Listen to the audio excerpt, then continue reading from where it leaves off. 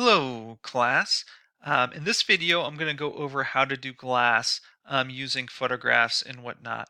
Now, we're going to do this very much like I did in the previous assignment. And actually, this is a good technique to enhance. Like, again, even if you're doing a 3D modeling and using a rendering engine, which we will go over, they can do glass. But I find this method can be applied even over top of that to actually enhance the windows, make them look better, and have some control over how it looks. And basically what I do is I just take, since glass during the daytime is often a reflection, I just take a photograph and put that in as a reflection. Now, in the previous assignment, we actually used our own landscaping as the background, and we showed how to do that, which you can do. But since we're sort of using a full collage method here, in theory, we can use any photograph, so that's what I'm going to do here. So I've already gone and downloaded an image of what I think might be, behind me. It doesn't have to be perfectly matching because it's going to be pretty vague enough, but it needs to sort of have similar colors and similar lighting and sky. And we want sky, trees, ground, other elements, whatever the case might be, you want to be in there. So again, you can construct it from your own images that you've already used. That's also quite possible. I've shown how to do that in another video, or just grab another one. So we'll see how this one goes. I'm going to do the same thing. I'm going to Control A, select everything, Control C to copy. Come over here, sort of make sure my layer's nearing the top, and I'll sort of paste this in, and we'll just scale this up to cover my entire building, or not my whole building necessarily, but where the glass is. I'm just going to look at my building and I say, okay, some of the glass I want to have trees and mountains, and some I don't.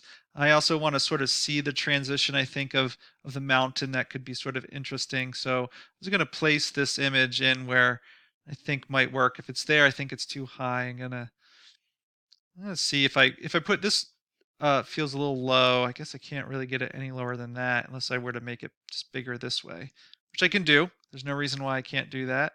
And see, I'm trying to get this mountain ridge just to pop into that set of windows and get a variety in these windows all over here. I think something like that might look good if I just get it into the door. Some change in sky too. It could look interesting. So, so there we go. We'll set that about there. Whatever you think looks good.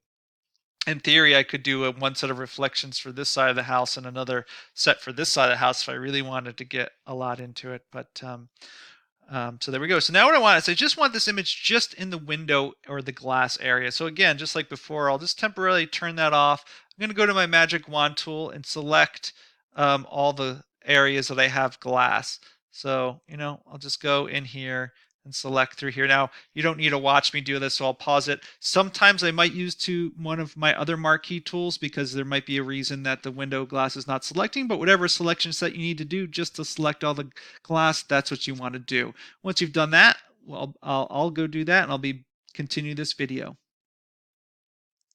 All right, so I used the magic wand, pretty much worked pretty well for me in this case. Selected all the glass areas. I'm going to turn back on my selection set so I can see. Now again, I want to keep the areas I have selected currently, which means I want to inverse the whole selection area. So I'm going to go select, inverse, and then hit delete, and there we go. Now we have this glass sort of reflecting the scenery around it. Now we're going to make some changes to this because glass doesn't reflect perfectly. It does let some light through. That tends to mean that often it's a little bit darker than the real world, and oftentimes the brights are still pretty bright, but the darks are still pretty dark. So we can go to curves or levels or whatever we want and start to try to adjust those things.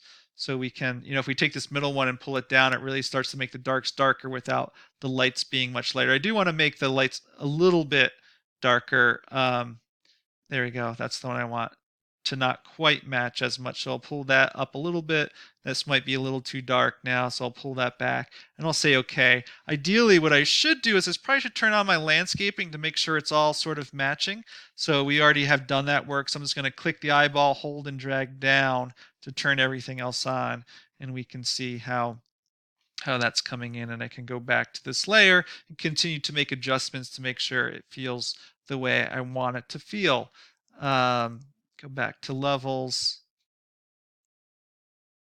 You can see this mountain in the background is pretty dark, so that means these mountains are going to be pretty dark as well.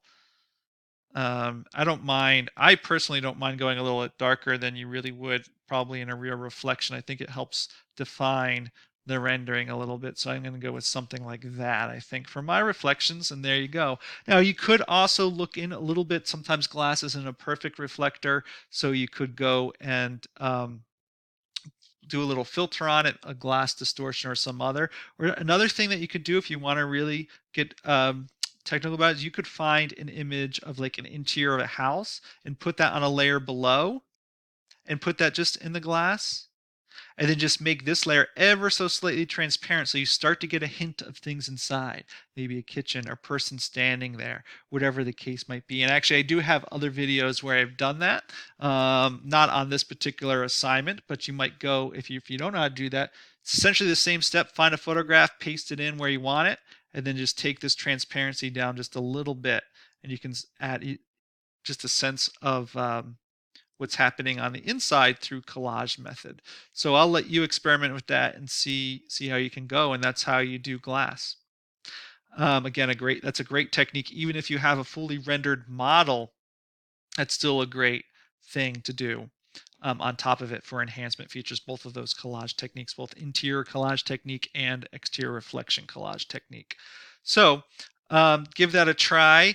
The other thing that they're pretty much finished with the building. If you want to do some painting enhancements like we previously talked about, color dodge, color burn, a little shading and shadowing to highlight those and bring those shadows up a little more, feel free to do that. There's still a few more elements we're going to do on the exterior that we'll move to in these coming assignments.